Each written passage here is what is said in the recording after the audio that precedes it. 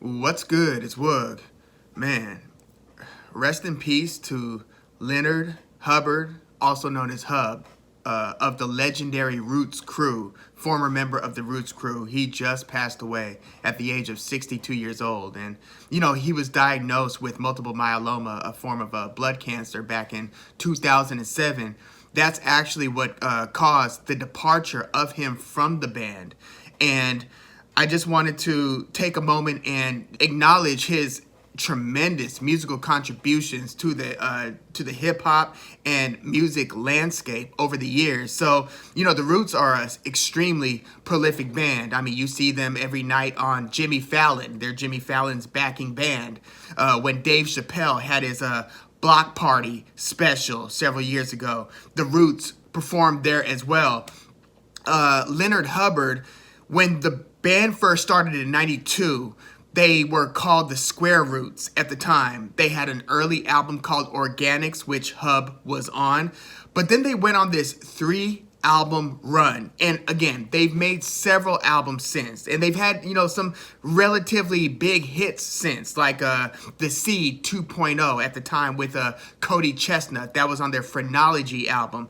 Popular single, but that came just after this 3-album run. So Hub was still their bassist after the 3-album run. He, was playing bass for like their next 2 or 3 albums after that, being Phrenology, The Tipping Point, all the way up to, I think, Game Theory in 2006. That would be the last Roots album that Hub would be a part of. And when Jay-Z released the iconic Blueprint album, he then did a MTV Unplugged version of it with a live band. And that live band that accompanied Jay-Z for that MTV Unplugged album was The Roots, with Hub playing bass. He had an iconic look, so the band's jamming, and they would often show the band jamming in their music videos, and Hub would always just be chilling with a chew stick in his mouth. That was just kind of his signature look. So if, even if somebody was to do like an outline caricature of the original, or at least the most iconic lineup for the Roots, because they've had several lineups since, with several band members coming in and out of the band, but their most iconic lineup, because it was their lineup during these albums that I'm about to chronicle, featured Hub, and you would just have, Questlove at the drums with the afro, and you would have, Hub chilling just adjacent to Questlove, Amir Thompson. You would have Hub with the bass and the chew stick. That was just the look. But after that early Organics album in 93, the Roots had Do You Want More in 95, Illadelph Halflife in 96, and then Things Fall Apart in 99. So each one of these albums, you could argue, is the best album in Roots' entire discography, and for different reasons. Like Do You Want More, when they released that, Scott Storch, the iconic producer who was actually in one of the early versus battles against Manny Fresh, Scott Storch produced Lean Back, tons of hits. But he was actually a keyboardist in the Roots during the time of Do You Want More. So the early variation of the Roots featured Scott Storch. So Do You Want More had a super live sound. It just sounds like Black Thought, the MC, and Malik B, rest in peace, he recently passed away. But, Malik B was kind of like the other MC, and sometimes him and Black Thought would actually trade verses. But you got the feeling that the MCs, Black Thought and Malik B, were in a sense kind of James Browning the band, the orchestra. So you would have like, I say what man, like these interludes where there would be this play between MCs and band members where Black Thought would shout out the drum and then Hub would get down on the drum. Or, listen to that song, I say what man, on Do You Want More. But Do You Want More had My Mellow My Man. Mellow My Man's one a super laid back, just jazzy. That's one thing about Do You Want More. Super, super jazzy album.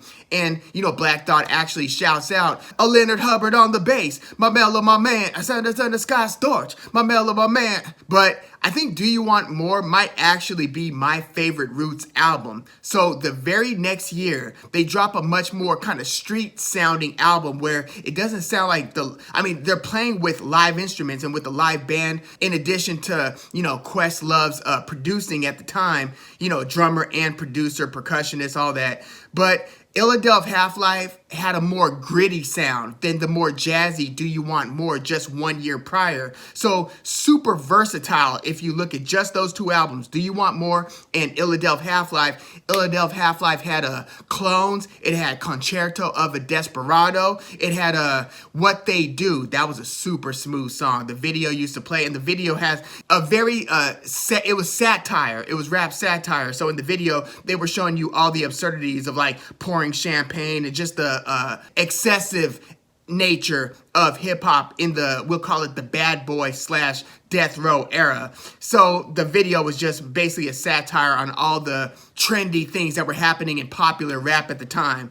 But yeah, What They Do, super signature song for the Roots, especially at the time. It was one of their more popular songs at that point. But yeah, Illadelph Halflife had Clones, Concerto of a Desperado, What They Do, but it also had Thumping in Your Section and Throughout Your Section. It's the track 2, and I largely go into an album expecting something at least interesting by track 2, if not track 3. The intro of Illadelph Halflife that goes into, oh no, the song was Respond React, and then Respond React goes into Section. But Respond React is more upbeat, that's the track 2, and then it leads just brilliantly into Section. One of my favorite track 2 to track 3 combinations. Listen to that part of Illadelph Halflife. But yeah, you know, by that time, people were kind of torn on which album they prefer between Illadelph Halflife and Do You Want More. You know, Do You Want More because it sounded more like a live band type of thing.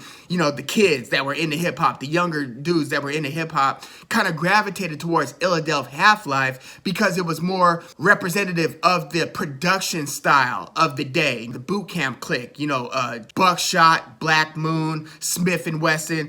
Illadelph Halflife was a little more in the vein of that gritty East Coast hip hop. Philadelphia band, by the way, if that wasn't already clear. But yeah, so the Roots dropped Illadelph Halflife in 96, and then they followed that up with Things Fall Apart in 1999. That one came at a time that even though it was just 3 years removed from Illadelph Halflife, hip hop was in such a different place, and popular culture was at such a different place with hip hop. So when they dropped Illadelph Halflife, you know, they dropped that literally like a month after Tupac passed away. So Biggie was still alive when Illadelph Halflife came out.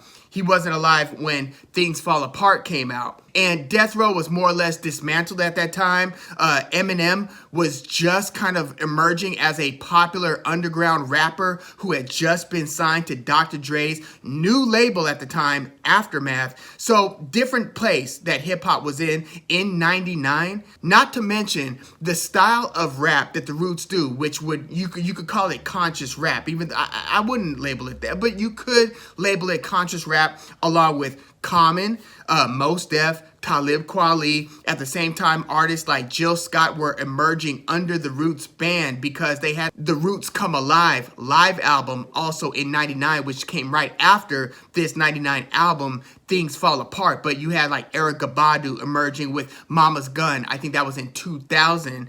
Common started to get more popular among the trendier rap audience. So what happened was you had people that weren't up on or weren't really warm to conscious rap. So when Common dropped One Day It'll All Make Sense in 97, that didn't get nearly the traction that his next album, Like Water for Chocolate, with that song The Light. And when he started dating Erykah Badu, it's almost like neo soul became a thing, and the trendier rap audience and college students started to get into this more undergroundish type of rap, because the underground started to rise to the mainstream when you had rappers or underground-ish rappers like Common becoming more popular, the Roots with Things Fall Apart becoming more popular than they'd ever been with songs like The Next Movement. That's the one, we got the hot music, the hot music. Adrenaline was a super cool song. That was the first time I had ever heard Beanie Siegel. So they actually brought Beanie Siegel into the fold because Beanie Siegel, Philadelphia rapper as well. So Philly took care of its own, featuring Beanie Siegel as well as the kind of other MC in the Roots, Dice Raw, on the song Adrenaline, along with Malik B and Black Thought. But this is the album that they had, You Got Me, the one that Jill Scott originally performed on, but Erykah Badu, when it was time to make the album, they kind of replaced Jill Scott with the more popular at the time. So Jill Scott was like one of their own, right? They brought Jill Scott into the musical mainstream. But Erykah Badu had already had that first Baduism album. She was a popular artist already, so they actually featured her on the album version of the song You Got Me, which also featured a verse from Philadelphia rapper, unknown at the time, Eve, who was actually first signed to Dr. Dre before she then went to Rough Riders later on. So Erykah Badu and Eve featured on You Got Me. So the Roots were like pioneering and bringing these other Philadelphia rappers, Beanie Sigel, Eve, soul singer Jill Scott, you know, they were bringing them in. So this was a super significant album. And it really did. This, along with their next album, Phrenology, 2 years later, that's the one with the Seed 2.0 with Cody Chestnut. Look that one up. You've probably heard it before. You might not have even known that it was The Roots, but it was a popular song. But this album, again, is kind of emblematic of the rising of underground or conscious hip hop at the time. You know, Kanye West would come a few years later and would almost further merge the underground with the mainstream, because Kanye West, you know, he might have been with Rockefeller, Jay-Z and them, but he was working with Slum Village, producing Get By for Talib Kweli's second solo album, Quality. So this album, again, along with Phrenology, was around the time of Reflection Eternal. That was Kweli and DJ Hi-Tech, which came just after Black Star.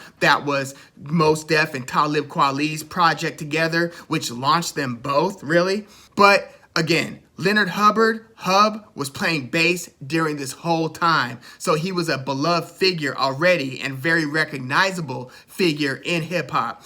Again, those three albums in particular, Do You Want More in 95, Illadelph Halflife in 96, Things Fall Apart in 99. That is kind of, to me, like the Roots Trinity. That is the three best albums that the Roots have created. And again, they've got a few other good ones. Like, I thought their latest album, And Then You Shoot Your Cousin from 2014, I thought that was pretty good. They had a collab album with John Legend called Wake Up in 2010. I thought that Game Theory and Rising Down both definitely had their moments. That was 2006 and 2008. The tipping point was, I mean, it came on the heels of Phrenology. It kind of sounded like Phrenology 2.0. It sounded like it was a continuation off of the same sound that they were working with in Phrenology, because Phrenology sounded like a big musical departure from those three albums prior, even if those three albums prior were versatile as well. Again, Do You Want More 95 sounded like a super live. It just sounded like a live album in some ways, followed by the more gritty and street Illadelph Half-Life in 96, and then the one that really set it off and launched them more into the mainstream, Things Fall Apart 99. That's when conscious hip-hop expanded its audience to people who weren't really messing with it just a couple years prior. But yeah, rest in peace, Leonard Hubbard, Hub. If you're a Roots fan and are familiar with the Roots catalog, please chime in. Let me know what your favorite Roots albums, songs, Roots moments, collaborations, features, just anything like that. Because, I just want to make sure that Leonard Hubbard's musical contribution, since he's been out of the band for some time now, over a decade, that it doesn't go unnoticed. There would be no Roots on Jimmy Fallon if it wasn't for that original-ish lineup of the Roots that were making those early albums. By the way, I recently discovered that Stro Elliott's now the producer of the Roots.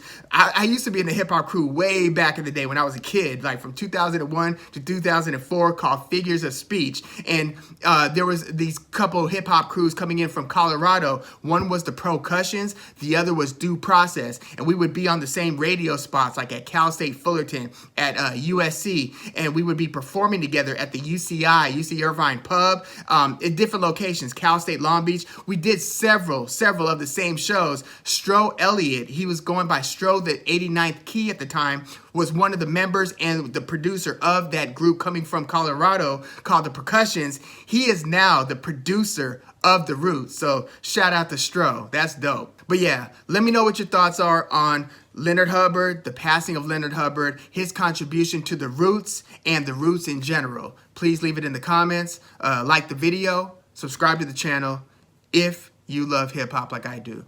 Rest in peace, Hub.